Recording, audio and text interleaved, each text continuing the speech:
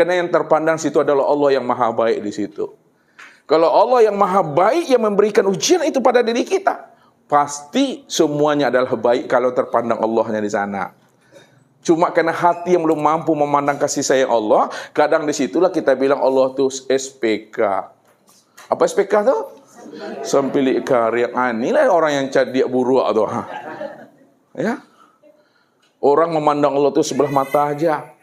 Kalau diberi Allah nikmat dan karunia, barulah lunak gigi ini pada lidah, Allah merahmatiku, Allah sayang kepada aku, karena aku ni, Allah sayang kepada aku. Itu ketika baiknya.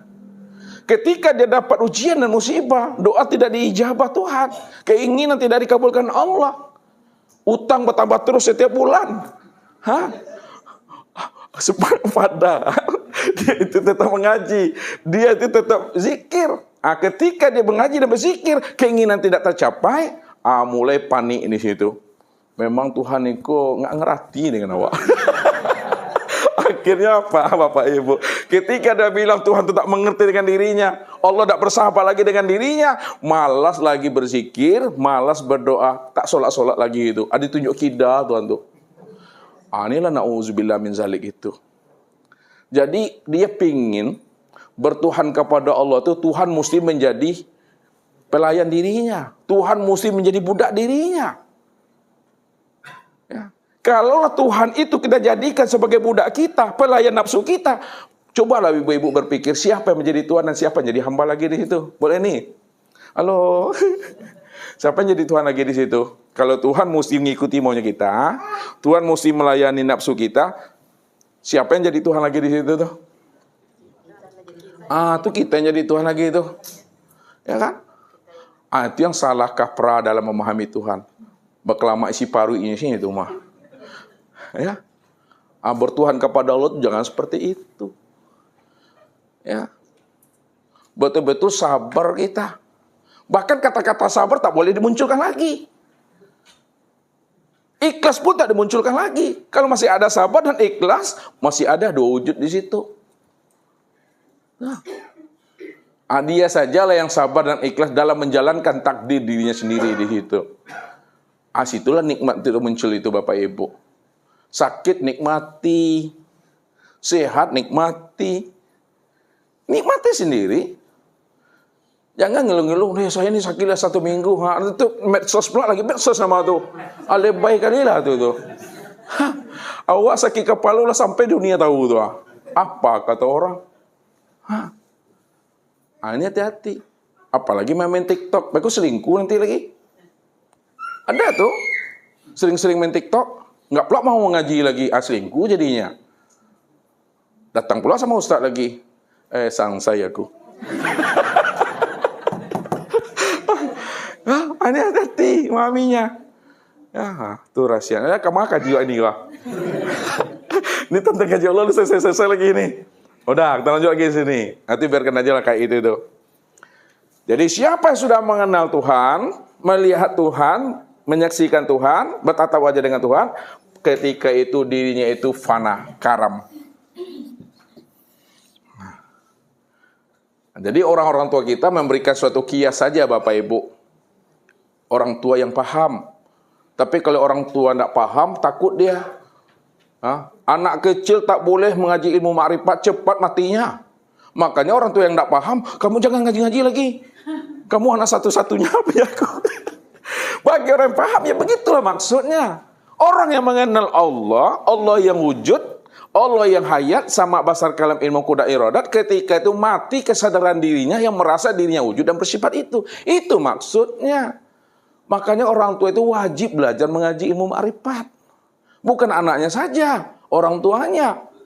Karena orang tua ini bukan hanya mampu menafkahi anaknya, menyekolahkannya, memberi makan dan sebagainya, tapi tugas orang tua wajib menghantarkan istri dan anak-anaknya untuk bisa husul kepada Allah. Ya, bukan hanya mencukupi kebutuhan makan minumnya, beli mobil, beli motor, beli rumahnya, mencarikan bini untuk dirinya, bukan seperti itu Bapak Ibu. Tapi tugas yang sebenar-benarnya, di samping itu wajib di atas wajib, mampu dia menghantarkan anaknya, istrinya untuk wusul, liqa, bermusyahadah dengan Allah. Itulah tugas yang sebenar-benarnya. Barulah tercapai apa yang disampaikan oleh Rasul. As-sayhu fi ahlihi kan nabi bil ummati.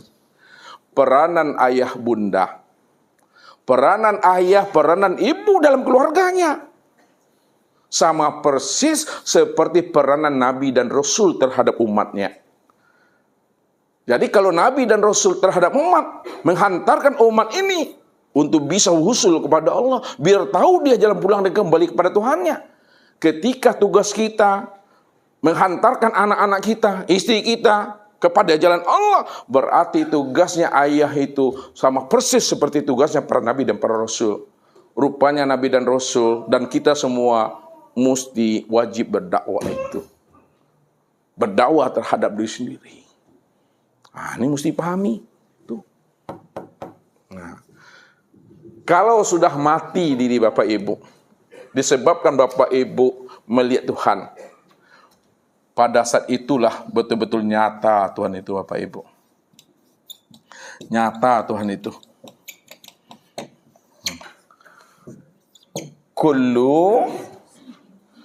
Kullu syai'in halikun illa wajhahu. Tiap-tiap segala sesuatu, apapun bentuk dan rupanya, hakikatnya itu halikun, tidak pernah ada. Sesuatu tak pernah ada, alam tak pernah ada. Diri kita tidak pernah ada.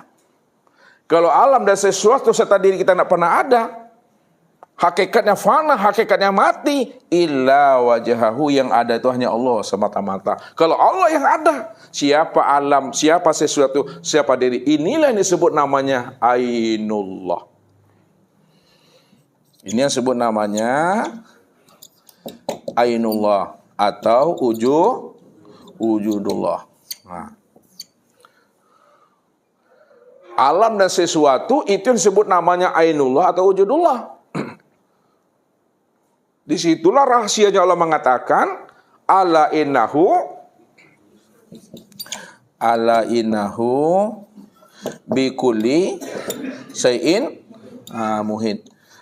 Ketahuilah tiap-tiap segala sesuatu itu, Allah tiap-tiap segala sesuatu sudah meliputi. Maka tidak ada yang tidak ada Allah. Ya, tidak ada yang tidak ada Allahnya pada segala sesuatu. Karena segala sesuatu itu, itulah nyatanya akan wujud nyatanya dirinya yang tunggal itu, Bapak Ibu. Nah, dialah yang wujud, dia yang nyata di situ. Nah, kesempurnaan memandang wujud nyatanya Allah itu. Pada alam ini sempurnalah yang disebut namanya dengan insan.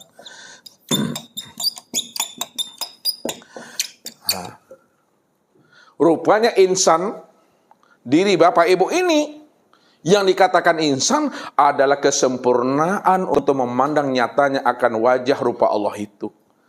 Itulah Allah katakan, khalaqal insan ala suratur rahman.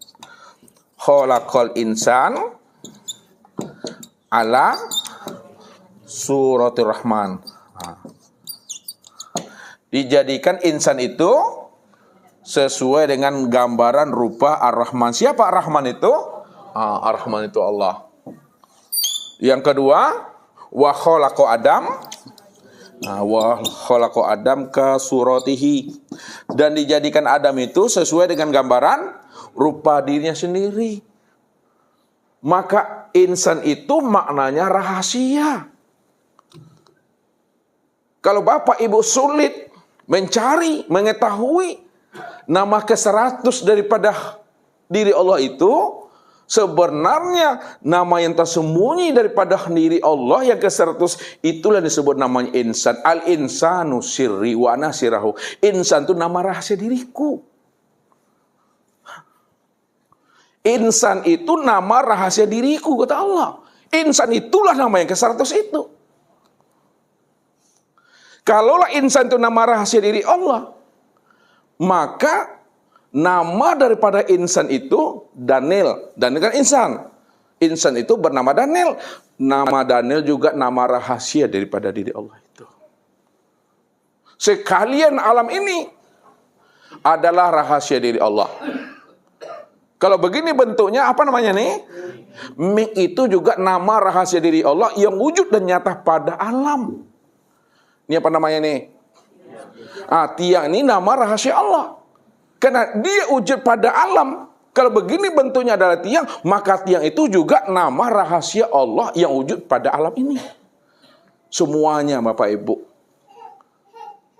Itu dipahami. Makanya wajib kita ini mengenal diri kita ini. Insan ini ya. Siapa insan itu? Al-insanu siri wa siri sifati wa sifati la ghairi.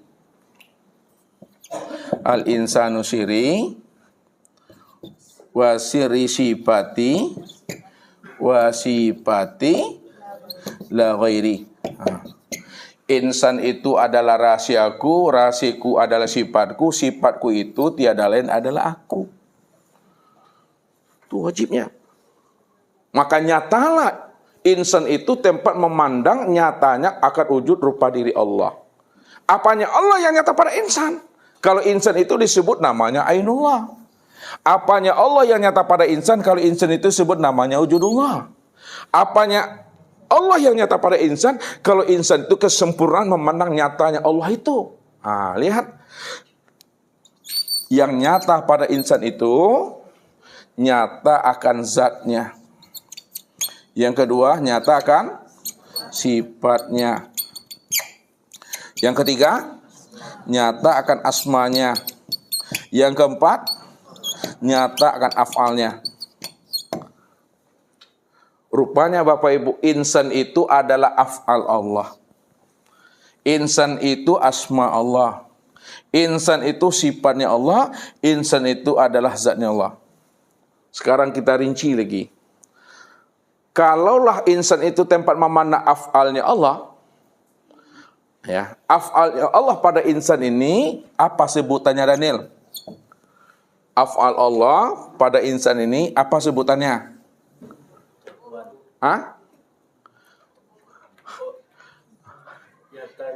Iya, nyatanya af'al Allah pada insan itu pada tubuh.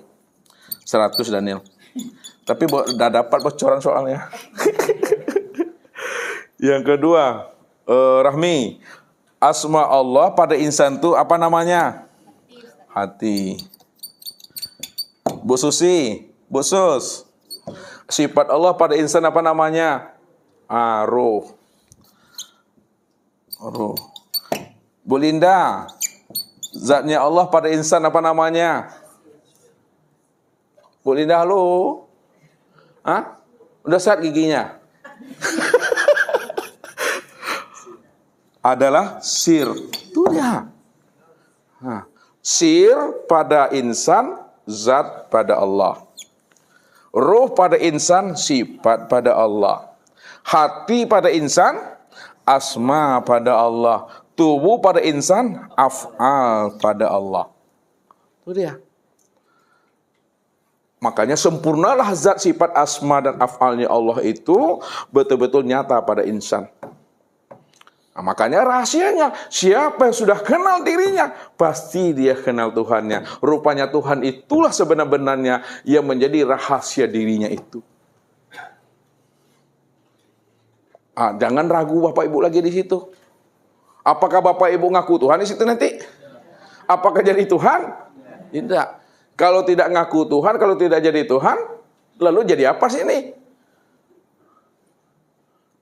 Jadi apa Daniel? Untuk menyatakan, memberikan pemahaman kepada orang bahwa Allah saja yang ada. Untuk memberikan pemahaman, penjelasan kepada umat ini bahwa Allah sajalah yang wujud semata-mata. Jadi ilmu tauhid bukan ingin mengaku Tuhan, apalagi jadi Tuhan, jadi Fir'aun nanti. Tidak ada pengakuan-pengakuan di situ. Disitulah Ustaz katakan kesempurnaan ma'rifat ini adalah diam. Diam itulah yang dikatakan oleh Nabi, kala lisanahu itu. Keluhnya lidah itu diam maksudnya. Diam itu jangan ditunjuk-tunjuk juga lagi. Jangan disebut juga lagi. Kalau disebut-sebut, ditunjuk-tunjuk, dijelas-jelaskan tadi, Itu dari sate namanya itu Bapak Ibu. Tahu di sate? Hah? Bapak Ibu udah paham tentang Allah, di sate juga lagi. Ustaz buatlah sate biar tahu sate. Minggu depan kita makan sate. Kalau di sate juga lagi makan nampak situ apa lagi? Jantung. Yang nampak itu rabunya, yang nampak itu ususnya. Aglemeknya lagi. Itu namanya kalau dicencang-cencang juga kaji itu mentah lagi Bapak Ibu. Ibu-ibu udah masak nasi dan jadi nasi, dikasih juga air lagi, tanah lagi jadi apa lagi itu? Jadi bubur untuk kapan juga jadi nasi lagi? Nggak selesai nanti itu. Makanya diam lagi di situ. Kesempurnaan marifat dia diam. Bukan diam-diam, nggak usah maksud diam, paham maksudnya itu. Ketika itu rahasiakanlah diri Allah itu pada diri masing-masing. Jangan disebut Allah itu diri kita. Jangan katakan kita itu Allah. Allah katakan Allah, hamba katakan hamba. Walaupun kita paham hamba itu tiada lain adalah dirinya sendiri. Itu yang dikatakan. Wajah alulahu min ibadi juz'an. Sesungguhnya dirimu itu adalah bahagian daripada diriku. Kiasnya, kita ini setetes saja dari sebuah lautan Bapak Ibu.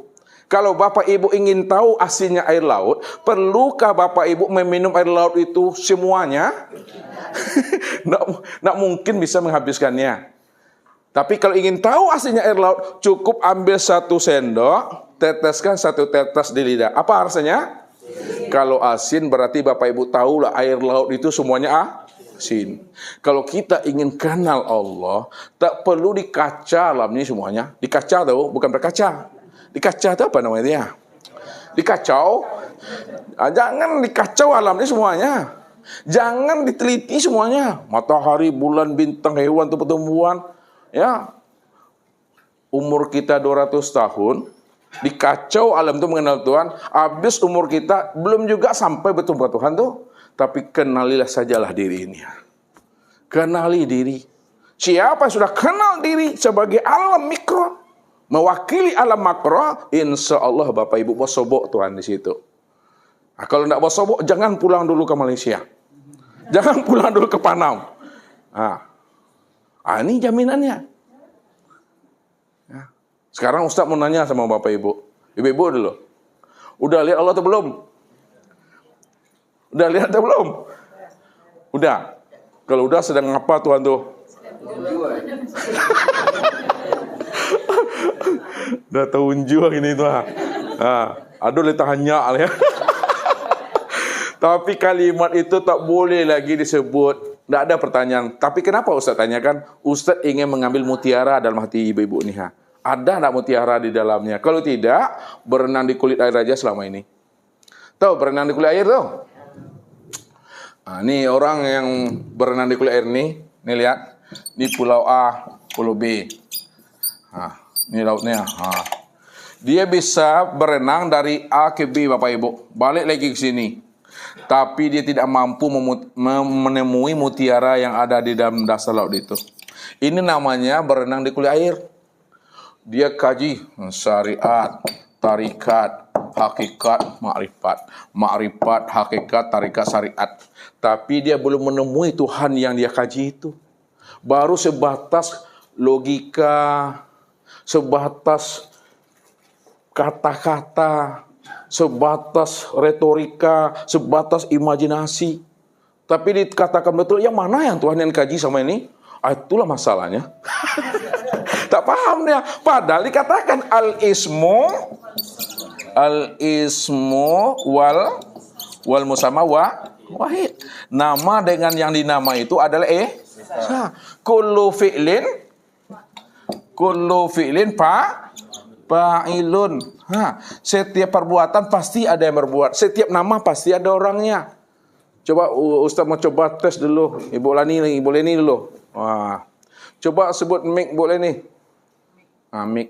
Ini yang mik itu atau yang ini? Ini alhamdulillah. Coba sebut spidol. Ini yang spidol atau ini atau ini? Yang mana spidol tuh? Ini atau ini? Atau ini? Yang mana nih? Yang ini yang spidol tuh, yang ini atau yang ini? Yang mana? Dan biar boleh ini dulu. Sebut lagi spidol, berterang kajinya mesti terang. Pulang dari sini mesti jelas, bukan ragu. Spidol, yang ini yang dikatakan spidol, atau yang ini, atau yang ini.